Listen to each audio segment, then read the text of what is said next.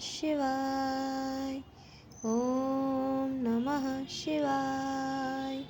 ओम नमः शिवाय। शिव महापुराण सप्तम वायव्य संहिता 14वां अध्याय शिव पार्वती संवाद में पंचाक्षरी की महिमा का वर्णन। ईश्वर बोले, हे वरानने, आज्ञाहीन, क्रियाहीन और श्रद्धाहीन किया हुआ जप सर्वदा निष्फल है। जैसे दक्षिणा से हीन यज्ञ निष्फल है, परंतु जो आज्ञा सिद्ध, क्रिया सिद्ध और श्रद्धा सिद्ध हो और मेरे आत्मक दक्षिणा युक्त हो, वह मंत्र सिद्ध होकर महाफल को देने वाला होता है। इसके लिए ब्राह्मण तत्व वाले गुरु के पास जाकर तप करें। तत्व सद्गुण युक्त और ध्यान योग परायण हो, उसके भाव को शुद्धता से ग्रहण करें और मन, वाणी, काया तथा धन से उसे संतुष्ट करें। इस प्रकार उनसे साविधि मंत्र ग्रहण करें और गुरु भी ऐसे ही शिष्य को 1 वर्ष तक देखें, और जब यह देखें ले कि इसमें अहंकार नहीं है, वह शुश्रूषा वाला, पवित्र और व्रती है, तो उसे शब्द देने के लिए घृत पूर्ण घट से स्नान कराएं, और जब इस प्रकार की सब विधियों को पूर्ण कर ले तब उससे शुद्ध होने पर मंत्र दें। शिष्य सावधान होकर उस मंत्र को ग्रहण करे। पुरुषचरण जितने अक्षर हैं उतने ही लक्ष्य जप करें।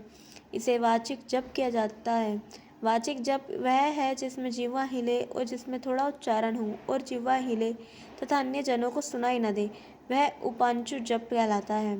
जिसमें बुद्धि से अक्षर पद का ध्यान, पदाक्षर अर्थ चिंतन किया जावे, वह मानसिक जप है।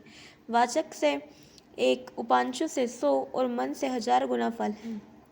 आदि अंत में प्राणायाम युक्त जप जपे तो उससे भी 100 गुना फल दायक होता है। उंगली से जप करने से 1 गुना फल, रेखा से 8 गुना, विद्या पुत्र से 10 सहस्त्र गुना, मोतियों से लाख गुना, कमलगट्टों से 10 लाख गुना, सुवर्ण से 1 करोड़ गुना तथा कुश ग्रंथि और रुद्राक्ष से तो अनंत फल होता है। 30 दाने की माला से जप करे तो धनदायक, 27 दाने पुष्टिदायक, 25 दाने की मुक्तिदायक, 15 से अभिचारदायक, अंगूठे से मोक्ष, तर्जनी से शत्रु का नाश, मध्यमा से धन की प्राप्ति और अनामिका से शांति की प्राप्ति होती है। इन सब में 101 दाने की माला सर्वश्रेष्ठ है, 100 की उत्तम और 50 दाने की माला मध्यम होती है। 54 रुद्राक्ष की माला हृदय को हितकारी है। अंगूठा लगा उंगलियों से ही जप करना चाहिए। अंगूठा बिना जप का कुछ फल नहीं मिलता। यदि घर में जाप करे तो समान फल, गोष्ठ में 100 गुना पुण्य, वन और वाटिका में 1000 गुना फल, देवालय में करोड़ गुना, मेरे निकट अनंत और सूर्य, अग्नि, रुद्र, चंद्रमा, दीपक, जल, ब्राह्मण और कौवों के निकट जप करना श्रेष्ठ है। इस प्रकार पूर्व की ओर मुख करके बैठकर जप करना से वशीकरण, दक्षिण की ओर अभिचार, पश्चिम धनदायक और उत्तर की ओर मुख करके बैठकर जाप करने से शांतिदायक होता है तथा सूर्य, अग्नि, ब्रह्मा, देवता, गुरुजनों तथा और भी प्रस्थ जनों के निकट विमुख होकर मंत्र ना जपें। इस प्रकार गुरु से सीख कर साविधि मंत्र जपें। इसके लिए मेरे भक्त को लग्न, तिथि, वार, नक्षत्र, योगादि, सोते जागते का कोई प्रतिबंध नहीं है। यह महामंत्र कभी किसी का शत्रु नहीं, इससे कोई भी सिद्धि दुर्लभ नहीं है। हे महेश्वरी, अन्य देवों की प्राप्ति पर मैं प्राप्त नहीं होता। पहले मुझे प्राप्त कर लेने पर सब देवता प्राप्त हो जाते हैं। अन्य मंत्रों में जो दोष है वे दोष इसमें नहीं है। उपमन्यु जी कहते हैं, इस प्रकार त्रिशूलधारी महादेव ने महादेवी से जगत हिताय यह पंचाक्षरी की विधि बतलाई और कहा कि जो मनुष्य भक्ति पूर्वक बैठकर इसका कीर्तन करता और सुनाता है, वह सब पापों से मुक्त हो जाता है। अंत में परम गति अर्थात मोक्ष को प्राप्त होता है। इस प्रकार से शिव महापुराण सप्तम वायव्य संहिता उत्तरार्ध का 4वां अध्याय समाप्त। बोलिए उमापति महादेव की जय। 15वां अध्याय गुरु महिमा। श्री कृष्ण बोले, हे प्रभु, यह जो मंत्र महात्म्य साक्षात श्रुति सम्मत आपने कहा, वह मैंने प्रयोग और विधान सहित सुना। अब इसे ग्रहण और संस्कार सुनना चाहता हूँ, कृपा कर उसे कहिए। उपमन्यु जी कहते हैं, अब मैं सर्व पाप नाशक उस परम पुनीत संस्कार का वर्णन करता हूँ जिसे कि शिवजी ने ही पहले कहा है। पूजा में मनुष्य को सभी प्रकार के संस्कार करना आवश्यक है। पश्च मार्ग में संशोधन को ही संस्कार कहते हैं। इससे ज्ञान की प्राप्ति होती है। इस कारण इसको दीक्षा भी कहते हैं। शिव शास्त्र में शिवजी द्वारा सांभवी, शक्ति और मंत्री, यह 3 प्रकार की दीक्षा कही गई है।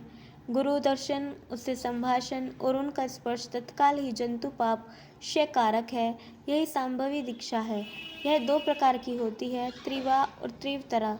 ये दोनों ही पापनाशक हैं, जिससे यह विद्या उसके शरीर में प्रवेश करती और ज्ञान चक्षु प्रदान करती है। इसी का नाम शक्ति है। जब अत्यंत प्रबोध और आनंद हो तब समझे कि शक्तिपात हो रहा है, कारण ही वह पराशक्ति प्रबोध आनंद रूप है। फिर तो कंप, रोमांच, स्वर, नेत्रादि विकार उत्पन्न हो जाते हैं। इन लक्षणों से गुरु उसकी परीक्षा कर लेंगे।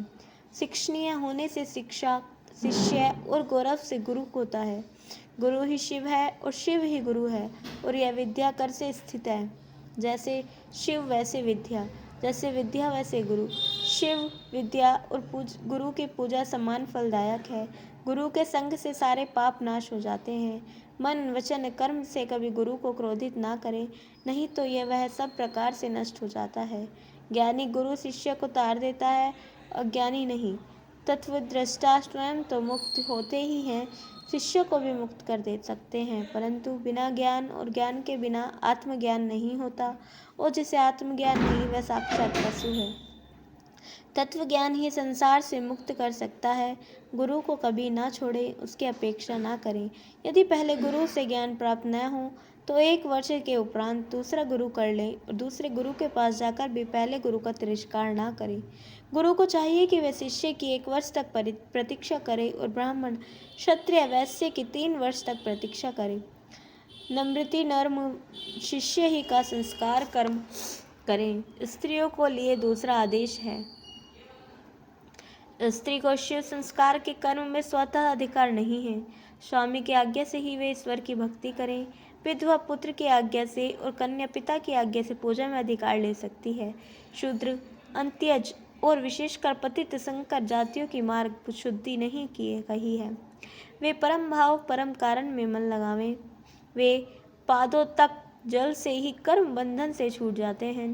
ब्राह्मण, क्षत्रिय या वैश्य, इन तीनों जातियों में जो वर्ण संकर हो तो उनकी माता को समान ही उनकी शुद्धि करने योग्य है। अब गुरु मुख्य में क्रियावान के लिए गुरु मंडप संस्कार को संक्षेप में कहता हूँ, जिसे विस्तार पूर्वक नहीं कहा जा सकता।